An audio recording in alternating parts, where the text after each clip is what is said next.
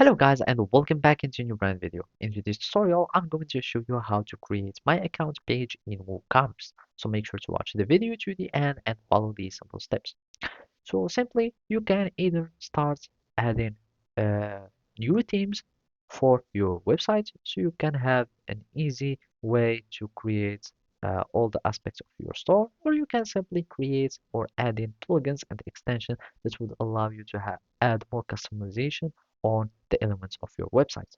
So basically, if you want to just add themes, you will need to go to appearance, themes, and after that, all we need to do is just to go to add a new theme, and you can simply type WooCommerce to find some specific WooCommerce templates or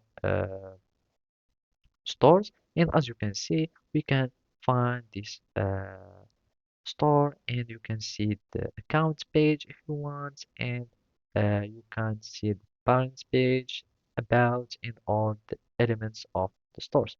And another way to do it is, as I said, by just adding to going to plugins and just add my account page. So I'm just going to type my account page, and simply we need to have it in add a new plugin, and I'm just going to type it here, and we will find many elements that would allow us to start adding my accounts page or customizing it. And basically, here is the Elementor, which is a website builder that would allow you to customize on your website. So you can simply go to customize, or we can have one of these plugins that we find here.